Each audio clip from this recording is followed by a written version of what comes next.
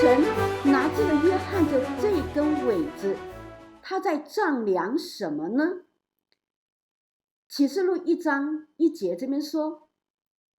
有一根苇子赐给我，当作量度的杖，且有话说，起来将神的殿和祭坛，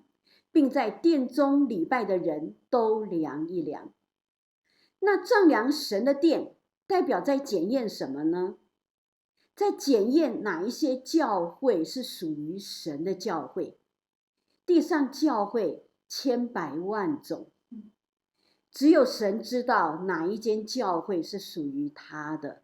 教会并不在于大间小间，不在于大牧师小牧师，不在于人数多少。所以神用约翰的这把尺来丈量教会，哪一间教会是属于神的教会。丈量祭坛，因为祭坛是献祭的地方，表示神在检验哪一些的奉献，哪一些的委身是神所悦纳的。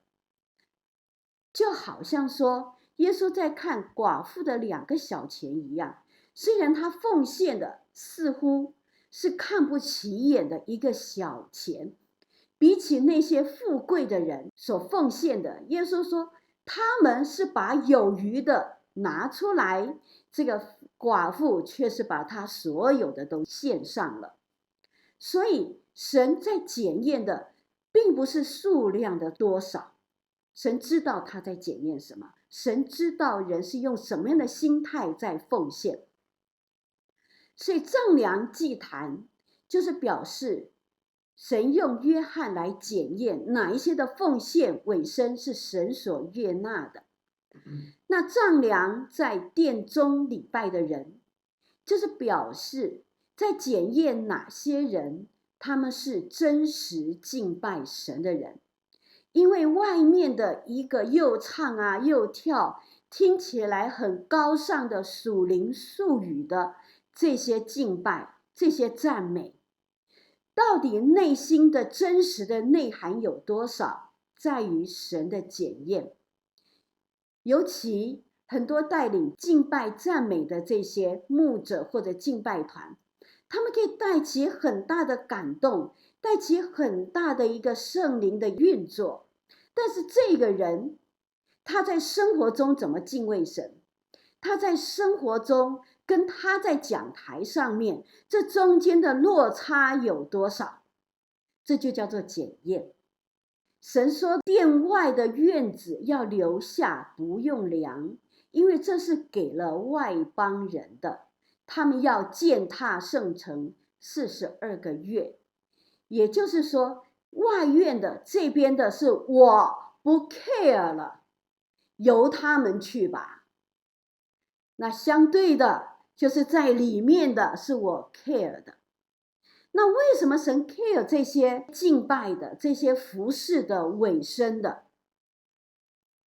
因为在这个吹第5号这个时候，在天上已经分别出了哪些教会，哪些服侍，哪些人，他们是被神悦纳的。因为这些人是在后来当敌基督上台的时候，当假先知为敌基督设下了统治世界的计划的时候，神为这些人画下了一个保护的界限。所以在这里也是给我们一个警戒，不是光有聚会的形式，敬虔的外貌，属灵的术语，这样就以为满足了。我们要求神那把丈量的尺，那把圣灵的光照，经常在我们里面检验，好叫我们随时能够修正成神所悦纳的。然后另外也是给我们一个提醒，就是我们的信仰生活不要跟周边的人去相比，因为神赐给每一个人的经历、机遇、资源是不一样的，神审判人用的是不一样的尺。意思就是说，神给你2000两，神就以2000两来要求你，神给你5000两，就以5000两来要求你，这称为同一把尺。但是5000两的跟2000两的在一起生活，一起服侍，你如果是个5000两的，你不能够往旁边一看，他是2000两的，你看他有多散漫，你看他有多不会祷告，你看他那个圣经看起来多没有亮光，你看他站在讲台上面讲的磕磕巴巴的，你看他领会也不会带敬拜。你如果是5000两的，你跟旁边的2000两一比，你会觉得说自己还不错。其实这是一个很大的危机，因为上帝看你是5000两，看他是2000两。所以马可福音12章30节才会说，你要尽心、尽性、尽意、尽力爱主你的神，因为你只有尽你自己所做的，而不是去跟别人互相比较。当你在审判的时候，神是用跟你同类比的人作为审判的标准。你是5000两的，神拿其他的5000两来跟你比。你是在遭患难的人，而另外一个他没有在遭患难，神会把在遭患难的人，他可以这样子去经历神、倚靠神、敬畏神。那你没有遭患难的人，你为什么做不到？这叫做同一把尺。